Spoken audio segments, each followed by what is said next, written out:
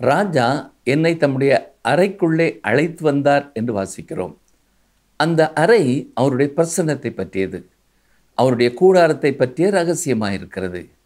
ஆசரிப்பு கூடாரத்திற்குள்ளே மகா பரிசுத்த ஸ்தலம் எவ்வாறு காணப்படுகிறதோ அதே போல இதுவும் இருக்கிறது. இது சத்தமோ சந்தடியோ மக்கள் கூட்டமோ இல்லாத ஒரு இடம். இது கன்மலையின் வெடிப்பு போன்ற பகுதி. இங்கே வைத்து தேவன் தமது கரத்தால் நம்மை மூடி நம்மோடு தொடர்பு கொள்கிறவராயிருக்கிறார். இந்த கன்மலை வெடிப்பு என்றால் என்ன?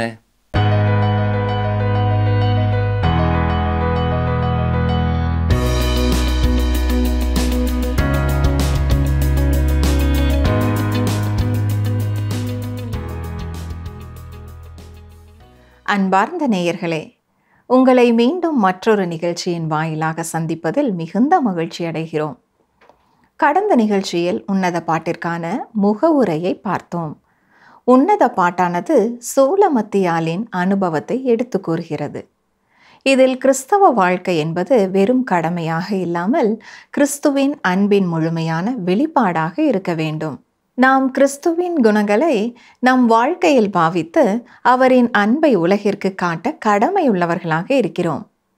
இன்று நாம் உன்னத பாட்டு 1ஆம் அதிகாரம் வசனம் 1 முதல் 4 வரை தியானிக்கப் போகிறோம். இதில் மணவாளரும் மணவாட்டியும் அருமையான உறவு நிலையில் காணப்படுவதை விளக்குகிறது. இதன் மூலம் நாம் கற்றுக்கொள்ளப் போகும் பாடங்கள் என்ன? இன்றைய வேத ஆராய்ச்சி நிகழ்ச்சியை கவனிப்போம்.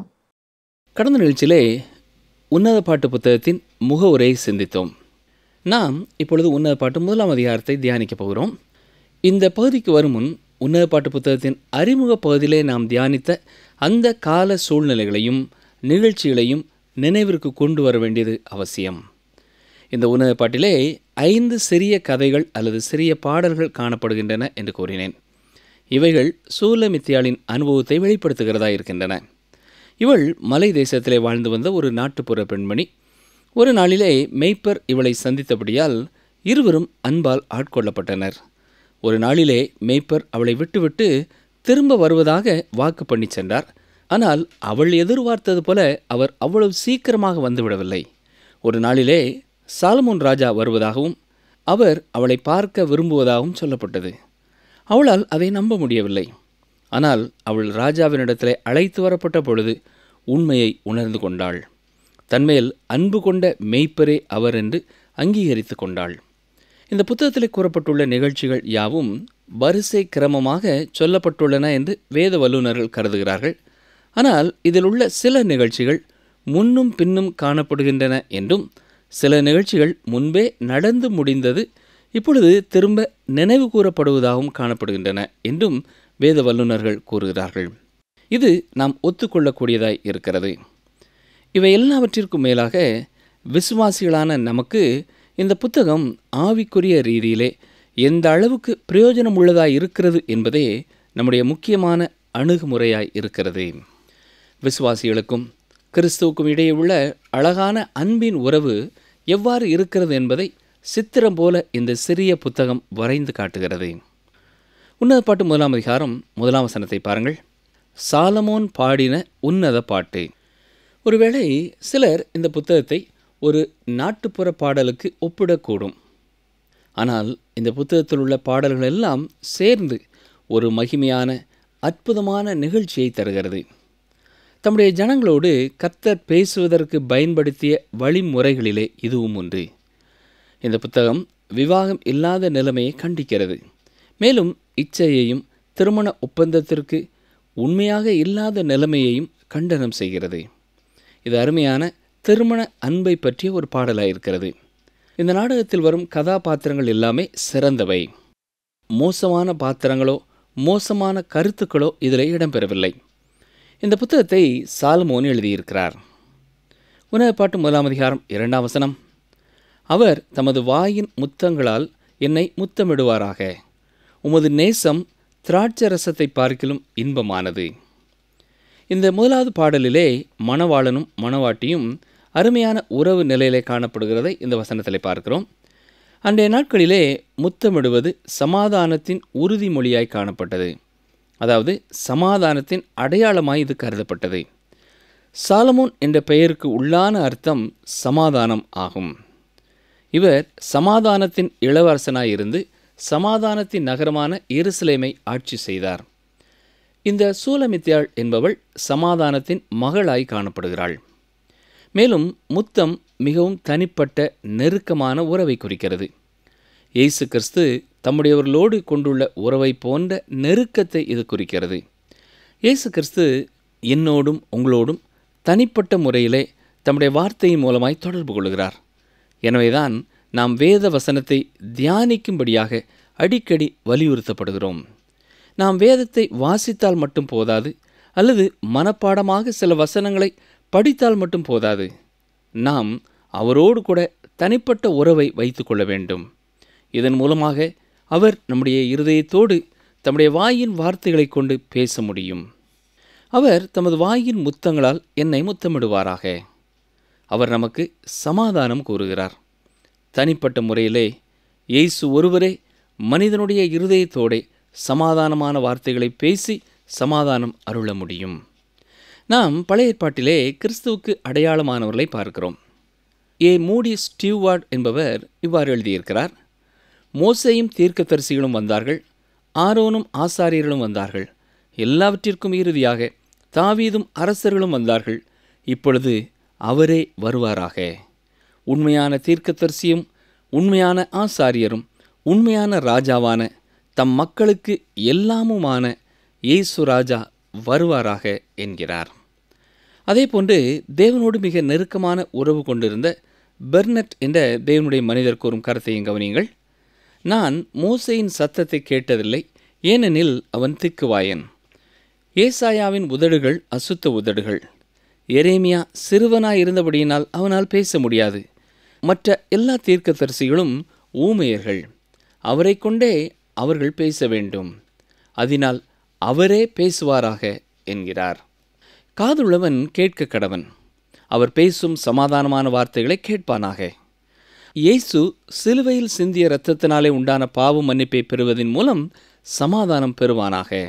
நீங்கள் இயேசு கிறிஸ்துவின் மீட்பை பெற்று தேவனோடு ஒப்புரவாகிவிட்டால் அவர் உங்களை முத்தமிடுவார்.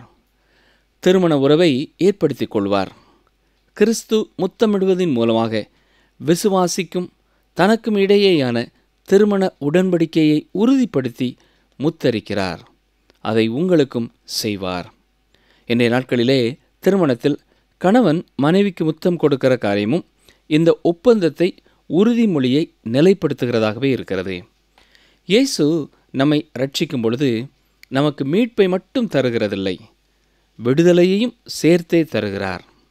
யோவான் 8:36 ஆகையால் குமாரன் உங்களை விடுதலையாக்கினால் மெய்யாகவே விடுதலையாவீர்கள் என்று இயேசு சொல்வதை நாம் கவனிக்க வேண்டும். இது எப்படிப்பட்ட விடுதலை?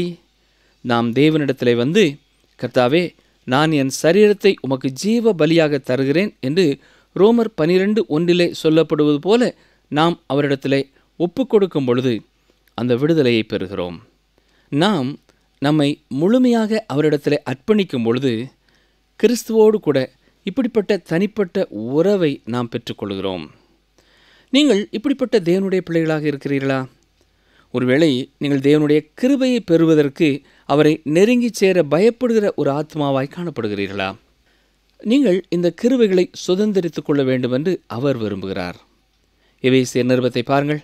அங்கே அவர் இரக்கத்திலும் கிருபையிலும் ஐஸ்வர்யம் உள்ளவராய் இருக்கிறார் என்று சொல்லப்பட்டிருக்கிறது. அவர் இந்த மகிமையின் ஐஸ்வர்யத்தை நம்மோடு கூட பகிர்ந்து கொள்ள விரும்புகிறார். நீங்கள் இதை பற்றி எப்பொழுதாவது யோசித்திருக்கிறீர்களா? பிரியமானவர்களே, அவருடைய கிருபையும் அவருடைய இரக்கமும் நம் ஒவ்வொருவருக்கும் ஒவ்வொரு நாளும் தேவையானவைகளாய் இருக்கின்றன. அவருடைய சிறந்த ஒரு அழைப்பை பாருங்கள். மத்தேயு 11:28 வருத்தப்பட்டு பாரம் சுமக்கிறவர்களே, நீங்கள் எல்லாரும் என்னிடத்தில் வாருங்கள், நான் உங்களுக்கு இளைப்பாறுதல் தருவேன். இது உண்மையான இளைப்பாறுதலாகும். இது ஓய்வு நாளில் மட்டும், ஒரே ஒரு நாளில் மட்டும் பெறுகிற ஒரு ஓய்வல்ல. வாரத்தின் 7 நாட்களும் நாம் பெறும் ஓய்வு. நாம் அவர் செய்து முடித்துவிட்ட மீட்பின் ஓய்வை பெறுகிறோம். தொடர்ந்து அவர் என்ன சொல்கிறார்? மத்தேயு 11:29-30 நான் சாந்தமும் மனத்தாழ்மையுமாயிருக்கிறேன். என் நுகத்தை உங்கள் மேல் ஏற்றுக்கொண்டு என்னிடத்தில் கற்றுக்கொள்ளுங்கள். அப்பொழுது உங்கள் ஆத்துமாக்களுக்கு இளைப்பாறுதல் கிடைக்கும். என் நுகம் மெதுவாயும் என் சுமை லகுவாயும் இருக்கிறது என்றார். நாம் அவரோடு கூட நுகத்திலே மாட்டப்பட்டிருப்பது ஒரு ஆச்சரியமான மகிமையான உறவாகும். அவர் உங்களோடு கூட பாரத்தை இழுத்து செல்கிறவராயிருக்கிறார். ஏனென்றால் அவர் நுகத்தின் மறுபகுதியிலே இருக்கிறார். அடுத்ததாக அவருடைய அன்பை குறித்து இந்த வசனத்தின் பின்பகுதி சொல்கிறது. உன்னதப்பாட்டு 1 அதிகாரம் 2 வசனம், உமது நேசம் திராட்சரசத்தை பார்க்கிலும் இன்பமானது. அன்றைய நாட்களிலே திராட்சரசம் பரிமாறப்படுவது மிகவும் பெரிய பணக்காரர்களின் வீடுகளிலே தான். அந்த விருந்து மிகவும் மேன்மையானதாகவும் கருதப்பட்டது. மேலும் இது இருதயத்திற்கு மிகவும் மகிழ்ச்சியை தருகிறதாயும் இருக்கிறது என்றும் சொல்லப்படுகிறது. அப்போஸ்தலனாகிய பவுல் எபேசு சபைக்கு இவ்வாறு எழுதியிருக்கிறார். எபேசியர் 5 அதிகாரம் 18 வசனத்தை பாருங்கள். துன்மார்க்கத்திற்கு ஏதுவான மதுபான வெறி கொள்ளாமல் ஆவியினால் நிறைந்து என்று கூறுகிறார். ஆம் பிரியமானவர்களே, நாம் தூய ஆவியானவரால் நிறையும் பொழுது நாம் மிக்க மகிழ்ச்சியையும் களிப்பையும் பெறுகிறோம். அது மட்டுமல்ல, அவரோடு நாம் ஐக்கியம் கொள்கிறோம். நான் சொல்வது உங்களுக்கு ஒருவேளை புரியாத ஒன்றாய் காணப்படலாம். இதை பற்றி நீங்கள் அதிகம் அறியாததினால் உங்களுக்கு ஒருவேளை இது காணப்படலாம். நாம் தேவனோடு மிக நெருக்கமான உறவு வைத்து கொள்ளாமல் திருச்சபைகளிலே விளையாடி கொண்டிருக்கிறோம். நாம் நம்முடைய உலக பிரகாரமான பணிகளிலே மிகவும் அதிகமாக கவனம் செலுத்திவிட்டு ஆவிக்குரிய காரியங்களுக்கு இடம் கொடுக்காமல் போய்விடுகிறோம். நாமும் அப்போஸ்தலனாகிய பேதுரு எழுதின காரியத்தை பெற்றுக்கொண்டவர்களாய் மாற வேண்டும். 1 பேதுரு 1 அதிகாரம் 8 வசனம் வாசிக்கிறேன். அவரை நீங்கள் காணாமல் இருந்தும் அவரிடத்தில் அன்பு கூறுகிறீர்கள். இப்பொழுது அவரை தரிசியாமல் இருந்தும் அவரிடத்தில் விசுவாசம் வைத்து சொல்லி முடியாததும் மகிமையால் நிறைந்ததுமாயிருக்கிற சந்தோஷமுள்ளவர்களாய் களிகூர்ந்து என்கிற இந்த அனுபவம் நமக்கு தேவை. ஆபகுக் தீர்க்கதரிசி இதைத்தான் இவ்வாறு கூறியிருக்கிறார்.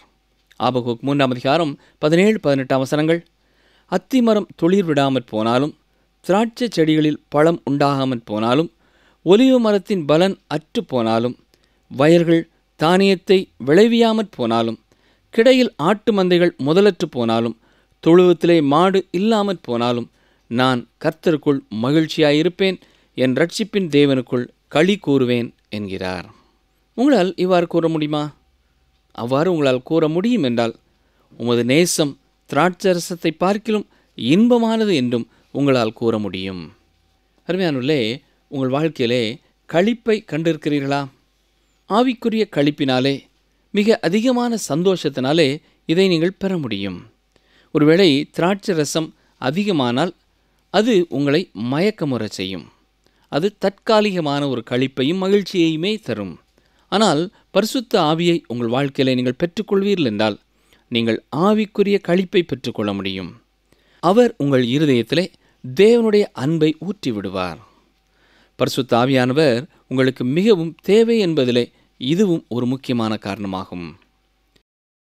உன்னதப்பாட்டு 1 அதிகாரம் 3 வசனம், உமது பரிமள தைலங்கள் இன்பமான வாசனை உள்ளவைகள், உமது நாமம் ஊற்றுண்ட பரிமள தைலமாயிருக்கிறது, ஆகையால் கன்னியர்கள் உம்மை நேசிக்கிறார்கள்.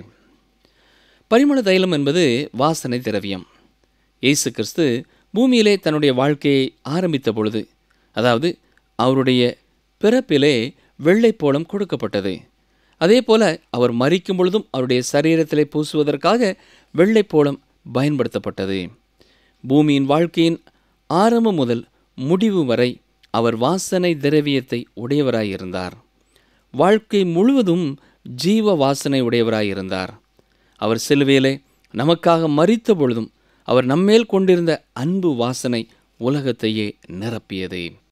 தொடர்ந்து வருகிற வசனத்திலே அவர் நம்மை இழுத்து கொள்ளும் வல்லமையை குறித்து பார்க்கிறோம். உன்னதப்பாட்டு 1 அதிகாரம் 4 வசனம் பாருங்கள். என்னை இழுத்து கொள்ளும், உமக்கு பின்னே ஓடி வருவோம். ராஜா என்னை தமது அறைகளில் அழைத்து கொண்டு வந்தார். நாங்கள் உமக்குள் களிகூர்ந்து மகிழ்வோம். திராட்சை ரசத்தை பார்க்கிலும் உமது நேசத்தை நினைப்போம். உத்தமர்கள் உம்மை நேசிக்கிறார்கள். இது வேதத்திலே ஒரு அற்புதமான பகுதியாகும். அவரோடு நெருங்கிய ஐக்கியம் கொள்ள விரும்புகிற, அவர் மீது அன்பு கொண்டிருக்கிற ஒருவருடைய கருத்து இப்படிப்பட்டதாகவே இருக்கிறது. ஆனால் நமக்கு இந்த விருப்பம் வரும்பொழுது ஒரு விழிப்புணர்வும் வருகிறது. இந்த தெய்வீக அன்பை நாம் அடையக்கூடிய நிலைமையிலே இல்லை என்றும், அது நமக்கு மிகவும் உயரமான தூரத்தில் இருப்பதால் அதை நாம் பெற்றுக்கொள்ள முடியாது என்பதையும் உணர்கிறோம். இந்த நிலைமையிலிருந்தே என்னை இழுத்து கொள்ளும் என்று கெஞ்சுகிறோம். போனர் என்ற தேவ மனிதர் இந்த அன்பை குறித்து இவ்வாறு கூறியிருக்கிறார். தென்றலில் வரும் வாசனையைப் போல அவருடைய நாமம் எல்லா பக்கங்களிலேயும் ஊற்றப்பட்டுள்ளது. நான் அவருடைய நாமமாகிய இயேசு இம்மானுவேல் கர்த்தராகிய கிறிஸ்துவை நேசிக்கிறேன் என்கிறார். இயேசு கிறிஸ்துவின் நாமம் உங்களுக்கு எப்படிப்பட்டதாக இருக்கிறது? நீங்கள் இப்படிப்பட்ட ஆச்சரியமான அனுபவத்தை இதுவரை பெறவில்லை என்றால், நீங்கள் மணவாளனாகிய இயேசுவை பார்த்து மணவாட்டியைப் போல, ஆண்டவரே என்னை இழுத்து கொள்ளும் என்று கெஞ்சுங்கள்.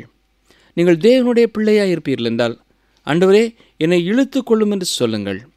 நீங்கள் சென்றடைய முடியாத இடத்திற்கு உங்களை அவர் இழுத்து கொள்வார். நீங்கள் நினைத்தாலும் முயற்சித்தாலும் செல்ல முடியாத இடம் அது என்பதை அறிந்து கொள்ளுங்கள். என்னை இழுத்து கொள்ளும் என்று கதறுகிற இருதயங்களுக்கு அவர் பதிலளிப்பார். தேவனுடைய பிரசன்னத்திற்குள்ளாக பரிசுத்த ஆவியினால் கொண்டு வரப்படுகிற அனுபவம் மிகவும் இனிமையானது. பிரியமானவர்களே, அது ஆச்சரியமானது. அவர் கிறிஸ்துவை நம்முடைய வாழ்க்கையின் உண்மையான நாயகனாக மாற்றிவிடுகிறார். யோவான் 6:44 என்னை அனுப்பின பிதா ஒருவனை இழுத்து கொள்ளாவிட்டால் அவன் என்னிடத்தில் வரமாட்டான் என்று கூறியிருக்கிறார். மேலும் யோவான் 15:16 இயேசு சொல்லும் பொழுது தம்முடைய அருமையான சீடர்களை பார்த்து, நீங்கள் என்னை தெரிந்து கொள்ளவில்லை, நான் உங்களை தெரிந்து கொண்டேன் என்றார். அதாவது நான் உங்கள் பின்னே வருகிறவர் என்று கூறுகிறார். நாம் தேவனை தேடி செல்லவில்லை, அவரே நம்மை தேடி வந்தார். அவர் இன்றும் நம்மை தேடி எதிர்பார்த்து கொண்டிருக்கிறார். நாமே எழுந்து ஆண்டவரே என்னை இழுத்து கொள்ளும் என்று சொல்ல வேண்டும். நமக்கு ஜீவ தண்ணீர் கொடுக்கப்படும்படியாக பரிசுத்த ஆவியானவர் தேவை. நாம் அந்த ஜீவ தண்ணீரை பருகுவோம் என்றால் ஜீவ நதி நமக்குள்ளும் நமக்கு வெளியேயும் பாய்ந்தோடும். அடுத்ததாக உமக்கு பின்னே ஓடி வருவோம் என்று வசனத்திலே பார்த்தோம். நாம் என்னை இழுத்து கொள்ளும் என்று சொல்வது நம்முடைய சோம்பேறித்தனத்தினாலோ அல்லது அவர் மேலுள்ள வெறுப்பினாலோ அல்ல. நாம் உதவியற்ற நிலைமையிலே இருப்பதாலே அவ்வாறு கேட்கிறோம். நமக்கு அவர் பின்னே ஓட விருப்பம் இருக்கிறது. ஆவி உற்சாகமாய்த்தான் இருக்கிறது. ஆனால் மாம்சம் பலவீனமாயிருக்கிறது. நாம் அவர் பின்னே ஓட விரும்புகிறோம். ஆனால் அதற்குரிய பலன் நம்முடைய கால்களிலே இல்லை. அந்த பலனை அவரே நமக்கு தர வேண்டும். தேவனே நாம் அவர் பின்னே ஓடுவதற்கான வல்லமையையும் பலனையும் தர வேண்டியவராயிருக்கிறார். தேவனே நம்மை தகுதிப்படுத்த வேண்டும். அவர் நம்மை இழுத்து கொள்ள வேண்டும். எபிரேயர் 12:1 என்ன சொல்கிறது? ஆகையால் மேகம் போன்ற இத்தனை திரளான சாட்சிகள் நம்மை சூழ்ந்து கொண்டிருக்க, பாரமான யாவற்றையும் நம்மை சுற்றி நெருங்கி நிற்கிற பாவத்தையும் தள்ளிவிட்டு விசுவாசத்தை துவக்குகிறவரும் முடிக்கிறவருமாயிருக்கிற இயேசுவை நோக்கி நமக்கு நியமித்திருக்கிற ஓட்டத்தில் பொறுமையோடே ஓடக்கடவோம். அதே போலத்தான் ஏசாயா 40:31 பாருங்கள். கர்த்தருக்கு காத்திருக்கிறவர்களோ புதுபலன் அடைந்து கழுகுகளைப் போல செட்டைகளை அடித்து எழும்புவார்கள். அவர்கள் ஓடினாலும் இளைப்படையார்கள், நடந்தாலும் சோர்ந்து போகார்கள். எனவே பிரியமானவர்களே, நாமும் அவரை நோக்கி என்னை இழுத்து கொள்ளும், உமக்கு பின்னே ஓடி வருவேன் என்று கதறும் பொழுது அவர் பதிலளிக்கிறார். ராஜா என்னை தமது அறைகளில் அழைத்து கொண்டு வந்தார் என்று வாசித்தோம். அந்த அறை அவருடைய பிரசன்னத்தை பற்றிய, அவருடைய கூடாரத்தை பற்றிய ரகசியமாயிருக்கிறது. ஆசரிப்பு கூடாரத்திற்குள்ளே மகா பரிசுத்த ஸ்தலம் எவ்வாறு காணப்படுகிறதோ அதே போல இதுவும் இருக்கிறது. இது சத்தமோ சந்தடியோ மக்கள் கூட்டமோ இல்லாத ஒரு இடம். இது கன்மலையின் வெடிப்பு போன்ற பகுதி. இங்கே வைத்தே தேவன் தம்முடைய கரத்தால் நம்மை மூடி நம்மோடு தொடர்புள்ளவராயிருக்கிறார். இந்த அறையை, கன்மலையின் வெடிப்பு பகுதியை அவர் நமக்காகவே உருவாக்கியிருக்கிறார். இந்த கன்மலை எது? அதுதான் கல்வாரி என்னும் கன்மலை. வெளிப்படுத்தின விசேஷம் 3:20 உள்ள கிறிஸ்துவினுடைய அழைப்பை போல அது இருக்கிறது. இதோ வாசற்படியிலே நின்று தட்டுகிறேன்.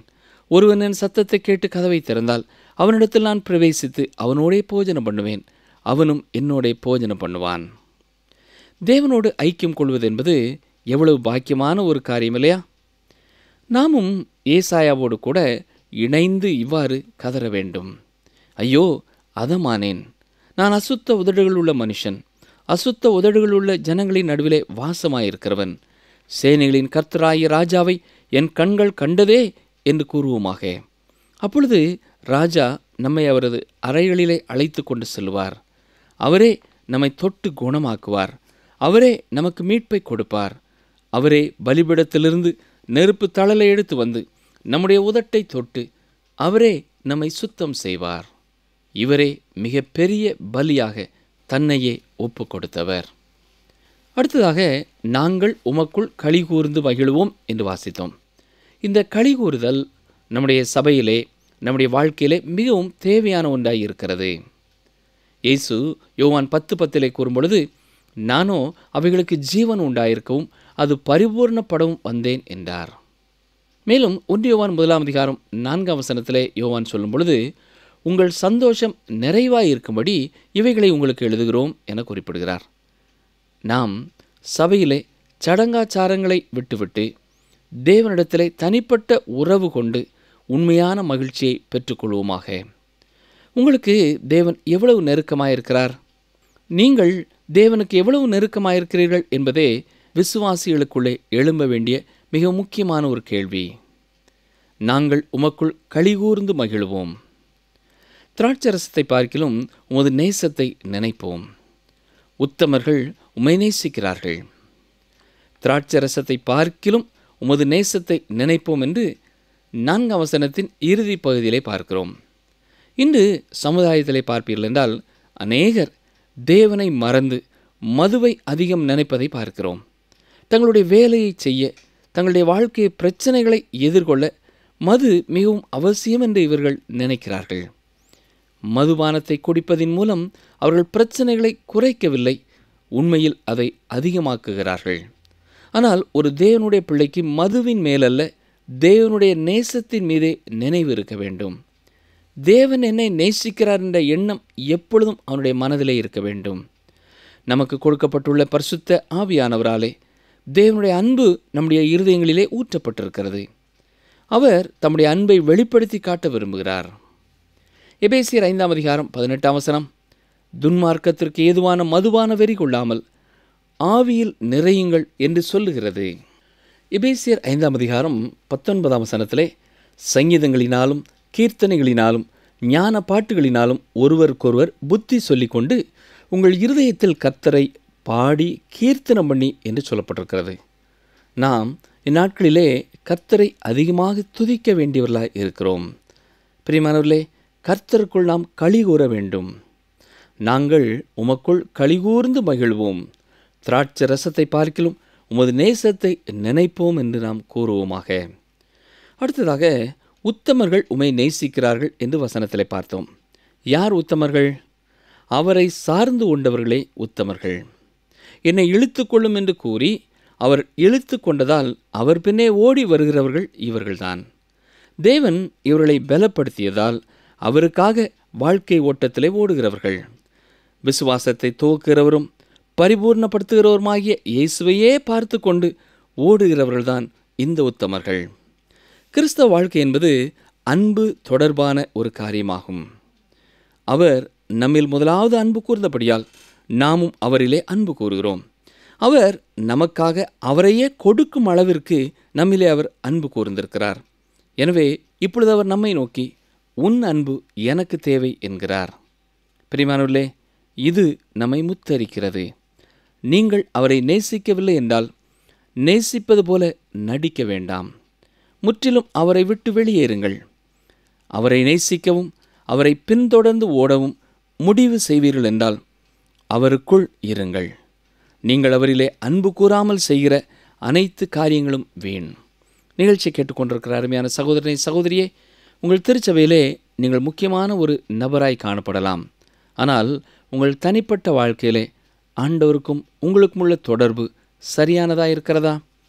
நீங்கள் அவருடைய பிள்ளை என்ற நிச்சயமுள்ளவர்களாக இருக்கிறீர்களா? உங்கள் வாழ்க்கையிலே அவருடைய நாமம் மகிமைப்பட வேண்டுமென்ற ஒரே நோக்கம் இருக்கிறதா? இதெல்லாவற்றையும் சற்றே யோசித்து பாருங்கள். இப்படிப்பட்ட எண்ணம் இல்லாமல் நீங்கள் பொறுப்பில் இருப்பீர்கள் என்றால் சுயநலம் உள்ளவர்களாய் திருச்சபையின் சமாதானத்தை கெடுக்கிறவர்களாகவே காணப்படுவீர்கள். ஜெபம் செய்வோம். எங்களை நேசிக்கிற எங்கள் அன்பின் ஆண்டவரே, முதலாவது உம்முடைய அன்பை எங்களுக்கு வெளிப்படுத்தி நாங்களுமே நேசிக்க நீர் எதிர்பார்க்கிற கர்த்தராயிருக்கிறீர். உமக்கு நன்றி செலுத்துகிறோம். எங்களுக்காக உம்முடைய ஜீவனையே கொடுத்தவர், வேதனைப்பட்டு மரித்தவர். இந்த உம்முடைய அன்பை நாங்கள் ஒருபொழுதும் மறந்து போகாதபடி அனுதினமும் உம்மை நேசிக்கிறவர்களாக, எங்களை பக்கமாய் இழுத்துக்கொள்ளும் என்று கேட்கிறவர்களாக, இழுத்து கொள்ளப்பட்ட நாங்கள் உம்மிலே நிலைத்திருக்கிறவர்களாய் காணப்பட கர்த்ததாமே உம்முடைய தூய ஆவியின் வல்லமையினாலும் தூய ஆவியின் களிப்பிலும் எங்களை காத்துக்கொள்ள ஒப்புக் கொடுக்கிறோம். இயேசுவின் நல்ல நாமத்தினாலே ஜெபிக்கிறோம் பிதாவே, ஆமேன்.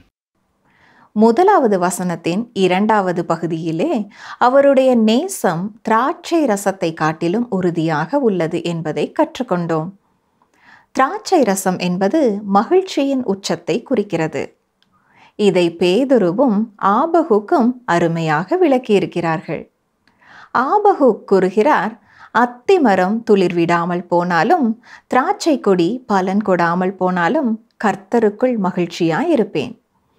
ஆனால் இதை பேதுரு கூறும்போது, நீங்கள் அவரை காணாமல் இருந்தும் அவரில் அன்பு கூறுகிறீர்கள், அவருடைய மகிமையை தரிசியாமல் இருந்தும் அதனால் களி கூறுகிறீர்கள் என்கிறார்.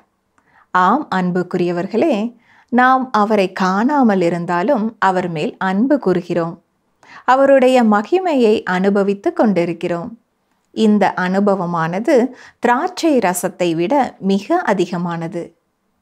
அடுத்ததாக அவர் நாமம் ஊற்றுண்ட பரிமள தைலம் போல இருப்பதால் அனைத்து கன்னிகைகளும் அவர் மேல் விழுகிறார்கள். கிறிஸ்துவின் பிறப்பிலும் வெள்ளை போலம் வைக்கப்பட்டது, அவர் மரித்த பிறகும் வெள்ளை போலம் வைக்கப்பட்டது. இயேசு அவர் வாழ்ந்த வாழ்நாள் முழுவதும் தன்னுடைய வாழ்க்கையை ஜீவ வாசனையாக கொடுத்தார். அவர் சென்ற இடமெல்லாம் நறுமணம் வீசியது. அவருடைய வாழ்க்கை நறுமணம். அதே போல அவருடைய பிள்ளைகளாகிய நாமும் அவருடைய குணாதிசயங்களை நம்முடைய வாழ்க்கையின் வாயிலாக வெளிப்படுத்தும் பொழுது நம்மை சுற்றியுள்ள மக்கள் அவருடைய நாமத்தில் உள்ள வல்லமையால் கவர்ந்து இழுக்கப்படுவார்கள் என்பதில் எந்த ஒரு சந்தேகமும் இல்லை. கடைசியாக நாம் கிறிஸ்துவின் அன்பை யோசிக்கும் பொழுது, அதை தியானிக்கும் பொழுதும் நாம் நினைக்கும் ஒரு காரியம்தான், நான் இந்த அன்பிற்கு பாத்திரவான் அல்ல என்பது. அதற்குத்தான் உன்னத பாட்டு 1ஆம் அதிகாரம் 4ஆம் வசனத்தில் சொல்லப்பட்டது போல, என்னை இழுத்து கொள்ளும் என்ற வார்த்தையை நாம் கர்த்தரிடம் சொல்ல வேண்டும். ஏனென்றால் பாவம் நிறைந்த சகதியுள்ள வாழ்க்கையை விட்டு வெளியே வருவதற்கு தேவையான பலத்தை தேவன் மட்டுமே வெளியிலிருந்து கொடுக்க முடியும். ஆகவே நாம் அவரிடம் கேட்க வேண்டியது, ஆண்டவரே, என்னை இந்த பாவ பிடியில் இருந்து இழுத்து கொள்ளும். பிரியமானவர்களே, நீங்களும் சில பாவ பழக்க வழக்கங்களுக்கு அடிமையாய் இருப்பீர்கள் என்றால் இன்று உங்களை அவரிடம் ஒப்பு கொடுத்து, ஆண்டவரே, என்னையும் இழுத்து கொள்ளும் என்று கேட்பீர்களா? தேவன் தான் உங்கள் ஜெபத்தை கேட்பாராக. கர்த்தருடைய இரக்கம் அவருக்கு பயந்திருக்கிறவர்களுக்கு தலைமுறை தலைமுறைக்கும் உள்ளது. லூக்கா 1:50.